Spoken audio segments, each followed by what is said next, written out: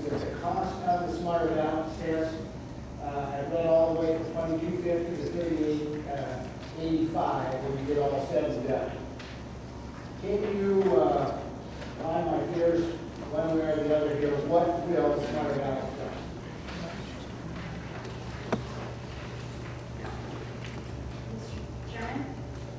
I wasn't listening because you interrupted my comment.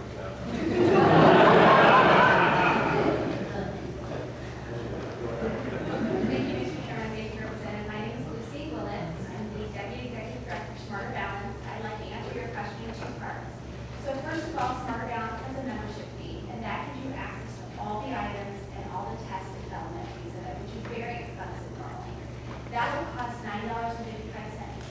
Then you will have a vendor who will actually deliver the assessment. They'll score it, they'll do the help desk, and they'll make sure that if the school or student has trouble, and they call that help desk, and they're helped. That would be, in this case, Data Recognition Corp, or DRC. I'm going to let my colleague Pat tell you what they charge, and then we'll add it together for you. Well, it's really pretty simple. My name is Pat Roseski. I work with Data Recognition Corporation, and it will range anywhere from $17 to $20 per student, depending upon, you might ask for a little more or a little less. So that is delivery and scoring and reporting and the delivery of those smart items. So $9.55 plus 17 to 20. Okay, 2655 then to 2955, and that will be the complete cost.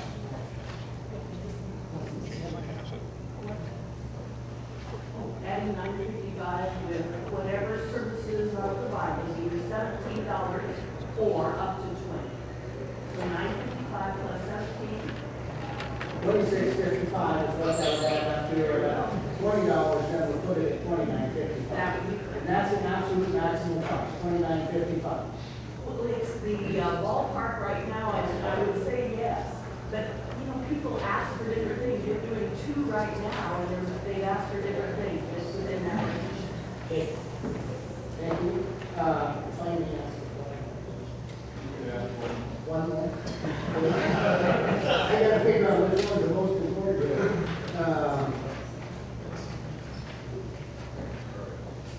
As I understand too, that the Smarter Balance is only going to test what Common Core is aligned with, as opposed to the Iowa Core. The Iowa Core could have 15% more material added to it than the Common Core. Do you concur with that? That it will not test the Iowa Core accurately in that sense because it is aligned to Common Core? Mr. Chairman, Representative, Smarter Balance does test items that are aligned to Common Core. Now, if the state, and there are several states that have tweaked Common Core to make it their own, then you would add items that would then align. You would get a full aligned test. Thank you.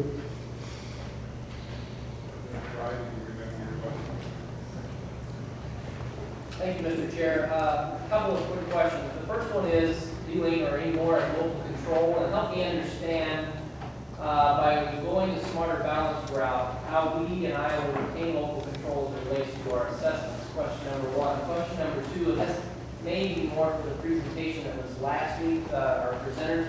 My follow-up question was going to be to you all.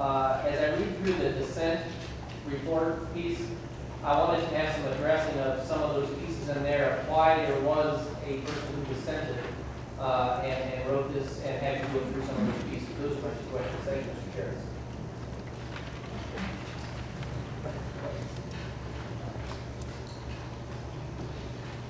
I think I'm Mark Lane. I was working for Urbandale Schools. I was Jensen Elementary Principal when the task force began. I'm actually Director of Human Resources in Urbandale now. I think our dissent speaks clearly about a desire to focus on student learning. And I think in a lot of ways that was the desire of everyone on the committee, but just maybe coming from a different viewpoint of the desire to focus on student learning.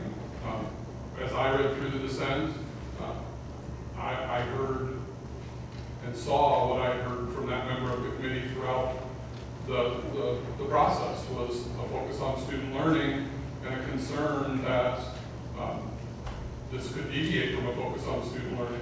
I think the members that voted in favor of the Smarter Balanced Assessment have a deep desire to focus on student learning, but just saw the assessment in a little bit different way than that member of the task force.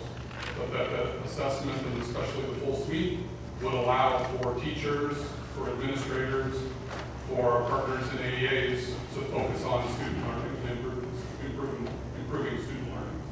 So I think it's just a viewpoint that's slightly different on wanting to focus on student learning. So my first question, I guess, was about local control, smarter balance, and where we maintain local control or balance. Mr. Chairman, Representative, let me answer that a couple different ways. Number one, the Smarter Balance is only operated by states, their members. We don't exist without them. They tell us what to do and how to do it. We vote on things, and it's a very collaborative process. You've had teachers in Iowa that have built this system. Now, if you're talking about local control in terms of the vendor, you choose your own vendor. You decide who's going to implement Smarter Balance, who the help desk is going to be, and what that's going to involve, like what my colleague said from DRC. If there's test questions that you don't want on the test, you can remove them. There's responsibility in that. I'll give you an example from my home state of Idaho. They did a complete review of 33,000 of the test items. They looked at them from a broad section of stakeholders. They had teachers, school board members, constituents. They reviewed every item, and they only removed 3 out of the 33,000. They can do that, and they did it. So you control. If there's test items you don't want on the test, you can do that. I have a question for Kara. Something just occurred to me. Would it be possible for a member of this committee to sit down and take a test? I think that would be.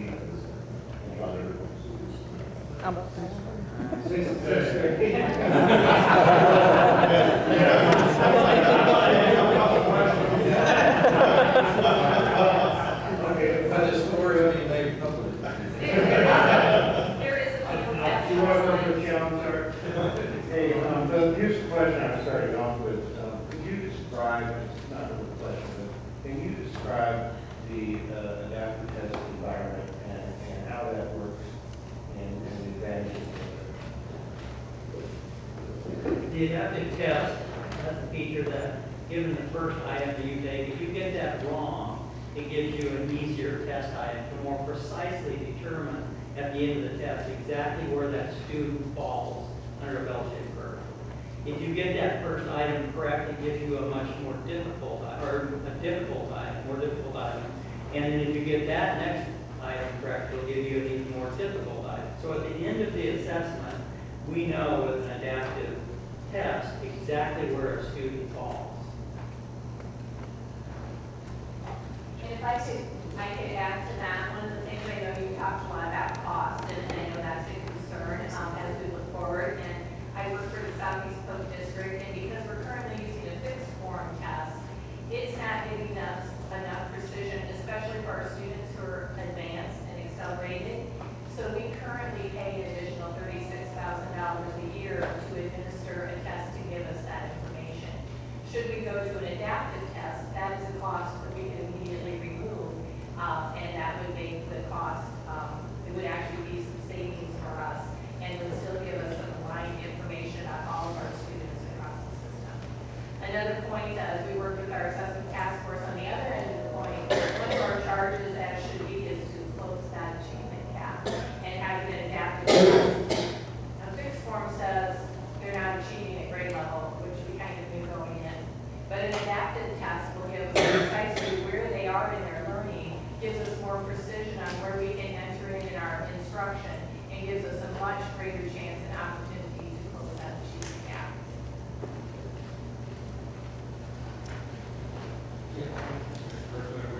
Thank you, Mr. Chairman.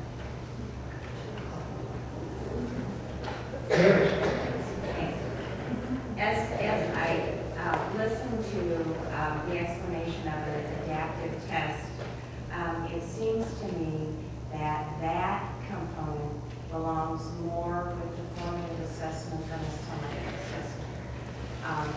We started out, I think, expecting a task force study on a summative assessment of, so that point in time, what it is we want kids to know, understand, be able to do. How do we know they know? And that is expected to go at the end of, sometime within the fourth quarter of the year. So the adaptive component to me seems misplaced. At that particular time, when the summative is being given, well, a teacher in a classroom should have been doing all along the formative to identify where the gaps are in instruction. And a summative assessment should have given us on a set of expectations for that content area and grade level where the kids are. Certainly, we ought to be able to utilize that score for to show growth, but my concern is, and I'd like you to answer that, and I'd like Iowa testing to answer it as well. The difference between an adaptive test given for summative information and a strictly summative evaluation, what those differences are. Because as I think about the adaptive component, I always think of that as formative along the way to inform instruction and growth. The assessment is kind of an end of the year situation. So if you would answer the question how that is a summative assessment with all of the adaptations, and then I know Iowa testing is here as well.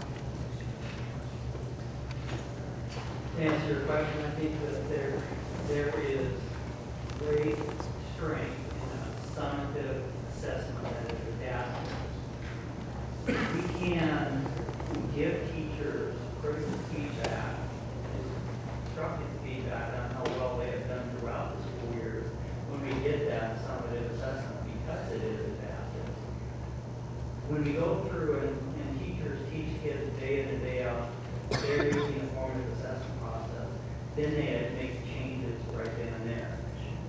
But there's no teacher that I'm aware of that's going to get everything right all through the school year, and at the end of the school year not have to change, go back to the next group of kids that come in and work throughout the year, because the interim assessment could be given 2 or 3 times a year for smarter balance. So that gives us a lot of good information on how well the system is doing throughout the school year. And then we can go back and make changes during that school year and with the next group of kids come through that grade class. If I might, before we go on to Iowa testing to answer the question, you mentioned the intermittent test or the interim test, and what is the cost if we, the recommendation dealt with the suite, was that the cost of $9 plus the 17 to 20 for the delivery for the entire suite, or last week we heard of $3.50 for the professional development. What is the suite? What in addition, if there was the suite, which was an interval test, what is the cost of that?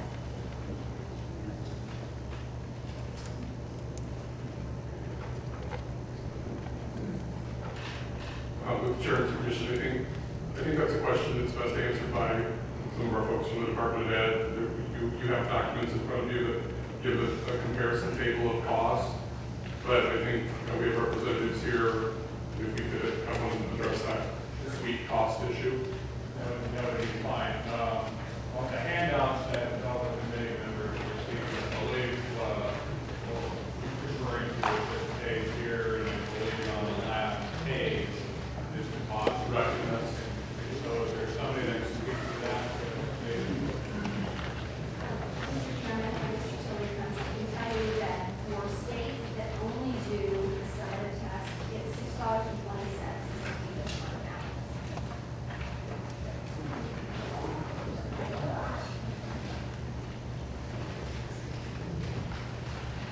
Good afternoon, members. state for the deputy director, if you have